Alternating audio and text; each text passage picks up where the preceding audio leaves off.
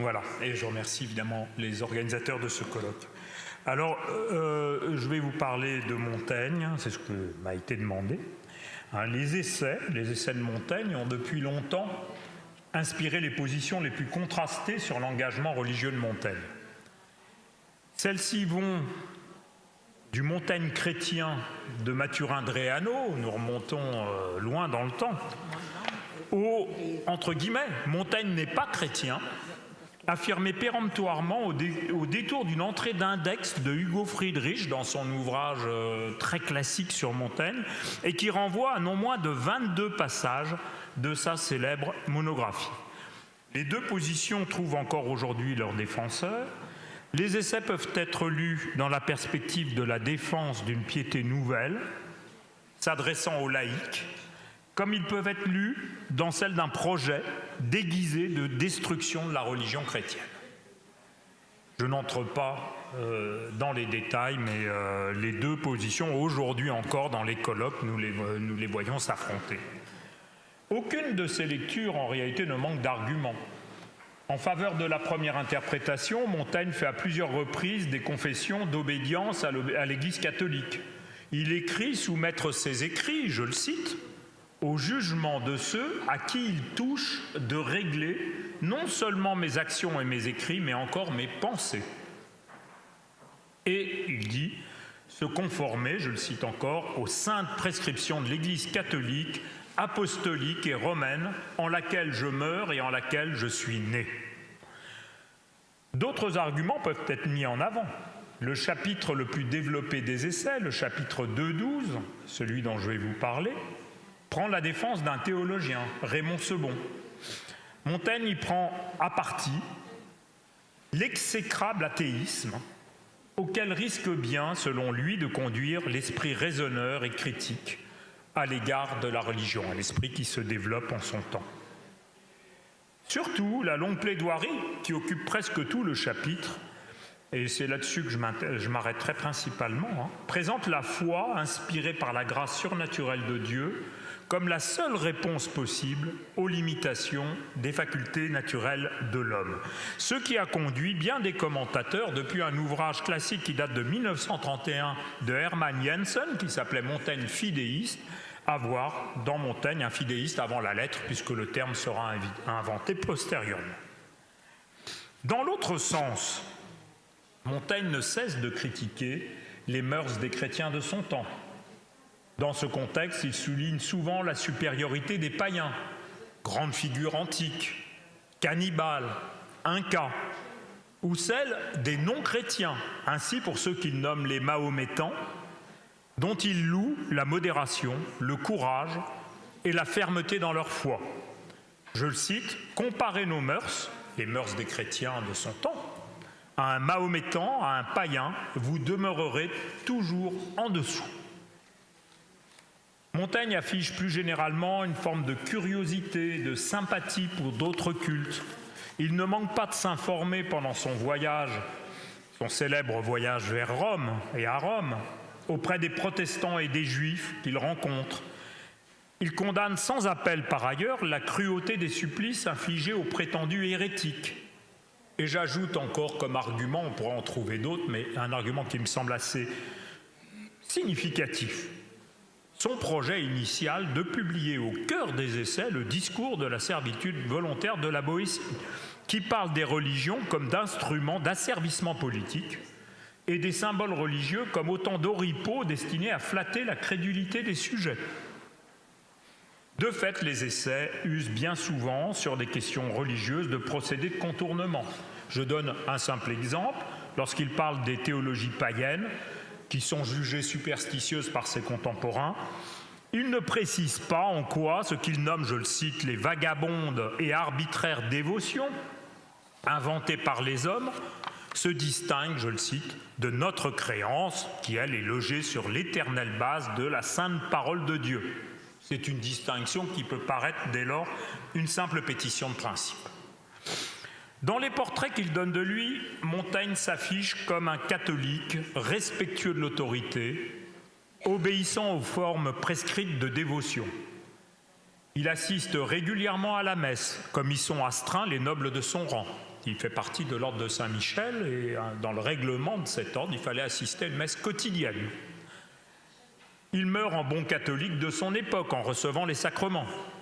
Mais évidemment, au XVIe siècle, la croyance est encore, j'aime bien cette expression de Charles Taylor, l'option par défaut. C'est l'option par défaut. La question serait de savoir dès lors si Montaigne est un catholique culturel et politique, adoptant la religion de son pays pour la seule raison qu'elle y est en usage, et bien des textes nous mèneraient dans cette direction, ou s'il est un chrétien par conviction. Cette question qui a été posée par de nombreux commentateurs est à mon sens assez vaine si on la rapporte à son engagement personnel. Faute de témoignages sur les motivations profondes de Montaigne, le débat doit se concentrer, et c'est ce que je ferai ici, non sur l'homme, mais sur ce qu'il a voulu nous dire dans les essais. Alors 10 ans avant la publication des essais, en 1570, les premières publications des essais de 1580, Montaigne a publié la traduction de la Theologia Naturalis de Raymond Sebond, dont il a été question, Pierre Quay en a parlé hier. Cet ouvrage épais de 330 chapitres, publié en latin, il a été publié en 1437, donc c'est un ouvrage déjà très ancien, s'adresse moins aux théologiens universitaires qu'à un public de laïcs lettrés. Donc il entre tout à fait dans les politiques, disons, de l'époque. En prenant pour point de départ non les discussions doctrinales savantes, comme chez Thomas ou Dunscock, mais les données de notre expérience ordinaire. Au début du chapitre 2.12 des essais, qui se nomme « Apologie de Raymond Sebond », donc bien des années après cette traduction, puisque la première édition des essais date de 1580, Montaigne relate rétrospectivement les motifs qui l'ont amené à traduire ce texte. Et bizarrement, en 1580, il semble vouloir minimiser son intérêt pour le théologien catalan, qu'il est censé défendre dans ce chapitre. Il aurait, si on l'en croit, rédigé cette longue traduction, encore une fois 330 chapitres, en très peu de temps, ce qui est assez suspect lorsqu'on voit la dimension de l'ouvrage. Il l'aurait fait à la demande de son père et non par conviction personnelle ou par choix personnel. La longue plaidoirie sceptique qui va suivre, apologie de Raymond Sebond, éclabousse par ailleurs en bien des endroits la théologie de Sebond lui-même, au point qu'on a voulu y voir, je pense un peu rapidement d'ailleurs, une apologie perfide qui attaque celui qu'elle prétend défendre. Le début du chapitre nous renseigne aussi sur le contexte de la plaidoirie sceptique de Montaigne. Celui-ci expose le motif pour lequel l'humaniste Pierre Bunel a offert l'ouvrage au père de Montaigne dans les années 1540. Donc nous remontons encore beaucoup dans le temps. Parce que, nous explique Montaigne, son père avait perdu l'ouvrage où il était enfoui et il a été retrouvé et c'est à ce moment qu'il l'a traduit. Donc il y a 30 ans entre le moment où il a reçu l'ouvrage et le moment de la traduction. Donc Pierre Bunel a recommandé au père de Montaigne cet ouvrage, je cite Montaigne, comme livre très utile et propre à la saison. Quelle était cette saison ? C'était celle des premiers symptômes de fissuration de la religion catholique en France. Diffusion de l'évangélisme d'inspiration érasmienne dès les années 20, 1520, affaire des placards 1534 qui marque le début de la persécution du protestantisme, création en 1535, une année après, de la première chambre ardente, chargée de faire le procès des hérétiques, pour des condamnations qui vont jusqu'au bûcher. Premiers édits royaux qui font de l'hérésie une forme de sédition, donc de crime de lèse-majesté. Mais aussi, à l'inverse, les querelles entre la papauté et les gallicans autour du Concile de Trente. Près de 20 ans plus tard, lorsque Montaigne publie sa traduction de Sebond, donc en 1570, le conflit s'est transformé en bataille armée, ce qui n'était pas en 1540 ans. C'était une affaire d'hérésie, et encore, ça ne l'est que plus tard. Mais il s'est transformé en bataille armée entre les partis et les ligues, le pouvoir royal étant souvent réduit au rôle de spectateur et d'arbitre impuissant. Lorsque, encore 10 ans plus tard, en 1580, Montaigne publie ses essais, il y a eu la Saint-Barthélemy, 1572, qui marque une date extrêmement importante dans ce conflit, car le conflit devient une guerre civile contre la monarchie. Il y a une politisation du conflit. Jusqu'avant, c'était des ligues qui se battaient. Chacune revendiquait vouloir conseiller bien le roi, mais personne ne s'en prenait à la monarchie. Après, les protestants, et pas seulement les protestants, un certain nombre de catholiques s'en prennent directement à la monarchie, qui est rendue responsable du massacre. Et cette politisation du conflit ne fera que s'aggraver avec la mort de François d'Alençon et la querelle successorale qui va s'en suivre, puis avec l'exécution sommaire des Guises, et enfin l'assassinat d'Henri III, je ne parle même pas de celui d'Henri IV, qui est bien plus tard. Cette contextualisation est importante pour comprendre ce que Montaigne entreprend encore 10 ans plus tard, donc en 1580, dans cette apologie de Raymond II. Présenté comme une défense d'un théologien dont d'autres théologiens auraient fait la critique, Montaigne ne les nomme pas par ailleurs. Montaigne déborde rapidement son propos en s'attaquant à une attitude générale de dogmatisme, traduit par la certitude fanatique de posséder la vérité. Il s'agit, écrit-il, je le cite, de rabattre cette frénésie, et pour cela de froisser et fouler aux pieds l'orgueil et humaine fierté. On voit, et je crois que c'est important, et ça va être un peu le centre de mon propos, que le propos est beaucoup plus moral en réalité qu'il est théologique. Et considérer que l'apologie de Raymond II comme un ouvrage de réflexion théologique, c'est oublier cette dimension morale, elle-même gouvernée par une question politique. Montaigne souligne le danger que ces théologiens improvisés, avec leur esprit raisonneur et querelleur, alors il pense aux protestants, bien entendu, mais pas seulement à eux, font courir à l'ordre civil. Plus généralement encore, les adversaires de Sebon sont les représentants de tous ceux qui croient d'une façon ou d'une autre que la raison humaine est capable d'un accès à la vérité, qu'elle est capable de posséder la vérité. C'est à ce niveau de généralité que Montaigne prétend les attaquer, et c'est aussi pour cela qu'il prend à partie les grands systèmes philosophiques classiques. Il va attaquer Platon, Aristote, tous les grands systèmes classiques, comme si les grands philosophes du passé étaient des responsables intellectuels de cet esprit de dogmatisme qui domine à son époque. Cette humiliation de la raison met aussi en danger toute entreprise d'intellectio fidei au sens augustinien, et c'est pour cela qu'on a pu parler, à ce stade en tout cas, de fidéisme. Ceci dit, malgré la critique générale de toutes les sciences, sciences métaphysiques, physiques, humaines, qui va occuper des dizaines de pages, critique de la connaissance dans tous ses fondements, toutes ses prétentions à accéder à l'être, Montaigne ouvre son propos en insistant sur le fait que la science est en elle-même une bonne chose et que seuls ses mauvais usages sont condamnables. Ce que Montaigne vise avant tout, c'est la protection de l'ordre social. Et c'est aussi elle qui justifie sa position modérée pro-catholique et pro-monarchiste. Ce qui met cet ordre en danger, c'est l'arrogance de ceux qui se prétendent savants en matière de théologie et veulent imposer aux autres leur prétendue science. En ce sens, le discours sceptique très radical de Montaigne, même s'il emprunte à l'occasion au répertoire des lieux communs du fidéisme, souvent d'ailleurs postérieur et souvent inspiré par Montaigne, doit être avant tout compris comme une arme de combat à l'encontre de l'orgueil fanatique de ceux qu'il considère comme des fauteurs de troubles d'un point de vue politique. Ouvrage de sagesse mondaine, les essais ne traitent pas de théologie en tant que telle. Si l'ouvrage aborde des questions théologiques, c'est de façon oblique, dans la mesure où la religion structure notre vie morale et politique. Pour le reste, Montaigne répète, je le cite, qu'il ne sait rien ou qu'il n'est guère versé en matière de théologie. Ce qui ne veut pas dire qu'il s'interdit les sujets qui touchent à la théologie. En fait, ils apparaissent en de très nombreux endroits des essais. La prière, le dogme, l'organisation des offices, la nature de l'âme, la théologie analogique, la mystique, etc. Toutes ces questions sont, à un moment ou à un autre, entrent dans le discours de Montaigne. Mais ça veut dire qu'il n'en parle pas à la façon d'un théologien. Essayons de préciser cette différence. Il appartient aux théologiens de dogmatiser en matière de religion. Par théologien, entendons le théologien autorisé, car encore une fois, Montaigne ne cesse de fustiger les théologiens amateurs, improvisés, qu'ils soient protestants ou non, qui veulent fixer le dogme selon leur fantaisie.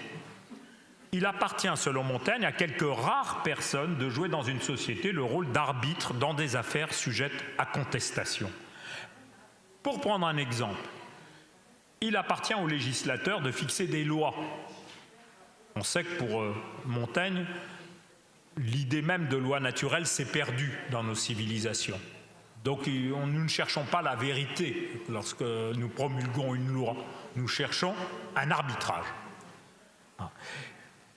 Je cite Montaigne, un texte très connu, « Les lois se maintiennent en crédit, non parce qu'elles sont justes. » Nous avons perdu toute idée de ce qui est juste et ce qui ne l'est pas, mais parce qu'elles sont lois. C'est le fondement mystique de l'autorité, de leur autorité. Elles n'en ont point d'autre.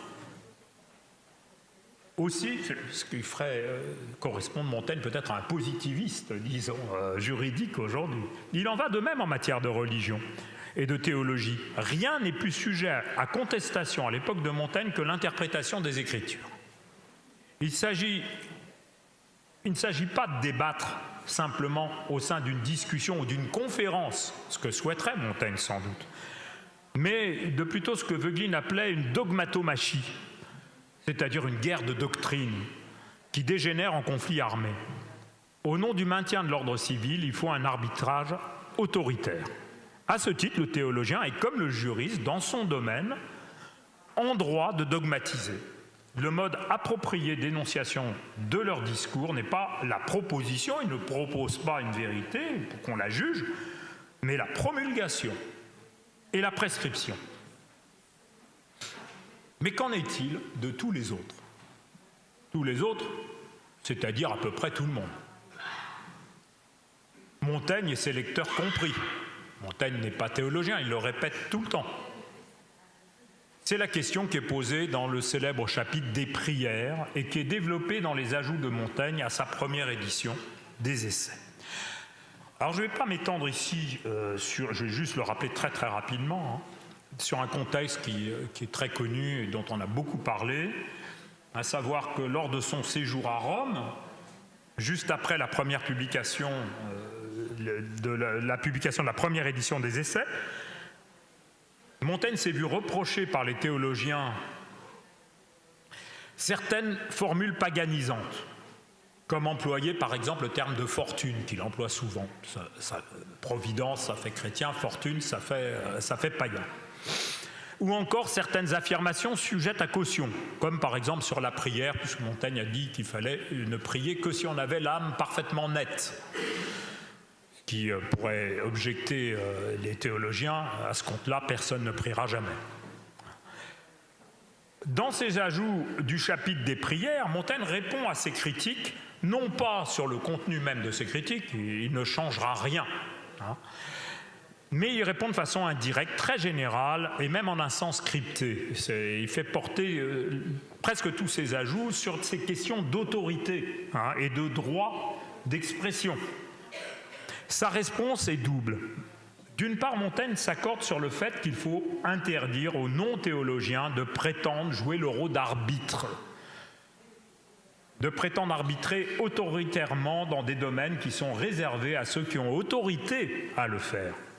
N'ayant pas charge lui-même d'arbitrage, il n'est pas légitimé, pas plus que les autres, au parler dogmatiste et résolutif qu'il accorde aux juges et aux théologiens, qui eux sont en droit de parler de façon résolutive et dogmatiste.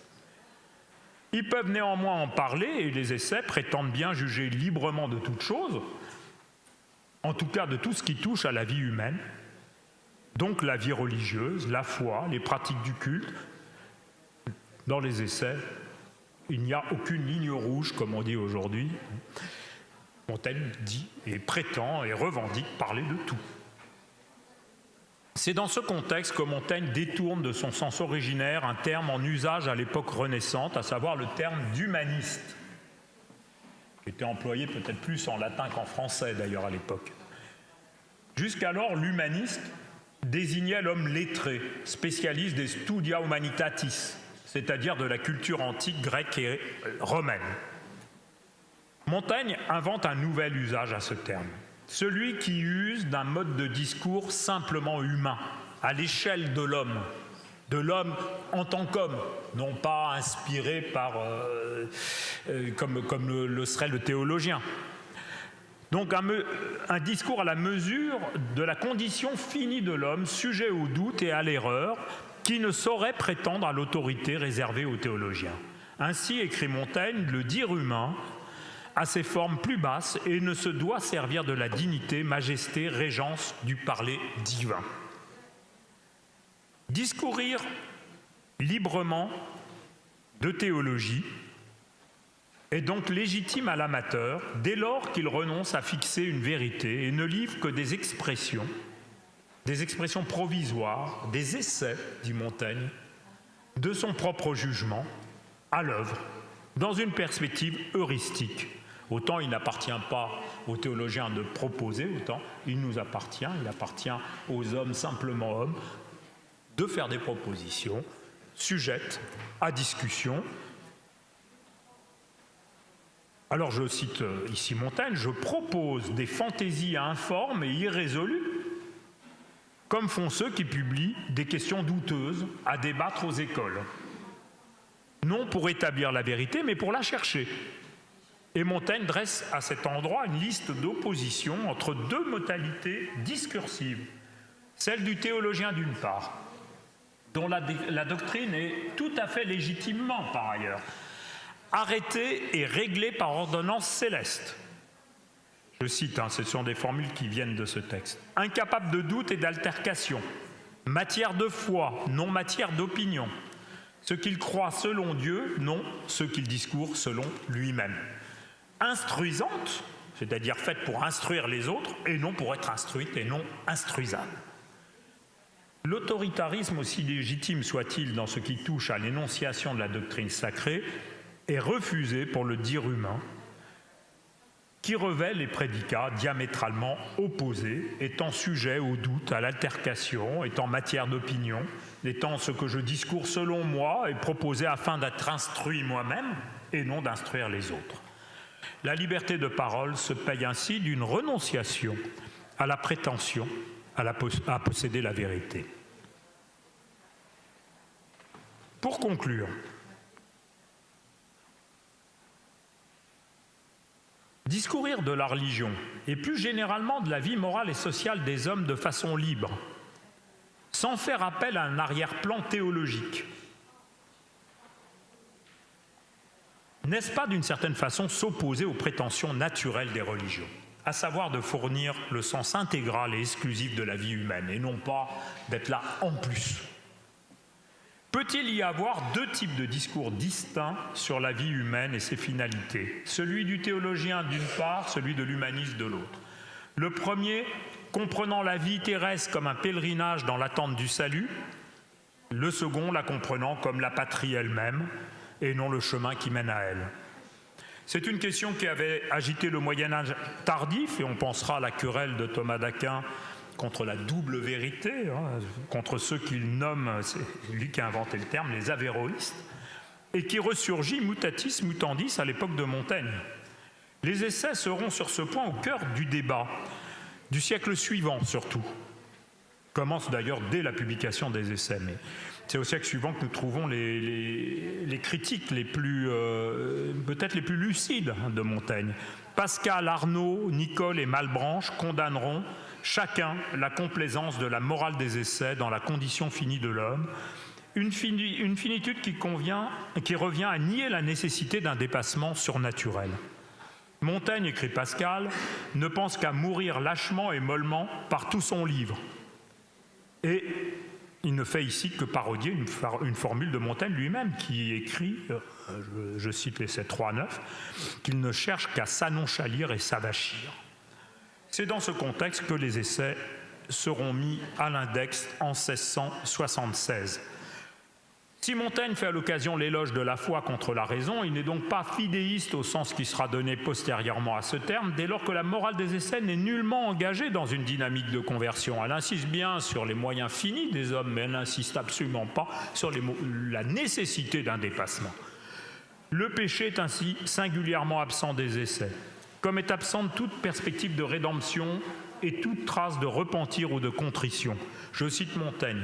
« Si j'avais à revivre », il a provoqué l'indignation de ces lecteurs que je viens de citer au XVIIe siècle. Si j'avais à revivre, je revivrais comme j'ai vécu. Ni ne plains le passé, ni ne crains l'avenir. Finalement, c'est moins telle ou telle affirmation sur des matières religieuses, sur la prière par exemple, telle raillerie pouvant éclabousser la théologie chrétienne, ou telle critique de la conduite des chrétiens de son temps qui rendent les essais théologiquement suspects en son temps, que le projet même d'une sagesse laïque qui n'appelle nul dépassement de la nature humaine et de ses contradictions et qui fait ainsi l'économie du salut. Et sur ce point, les essais seront prolongés par la sagesse de Charon et par les ouvrages de ceux que leurs adversaires, prenant un terme qui a été inventé par Calvin, nommeront au XVIIe les libertins. Je vous remercie.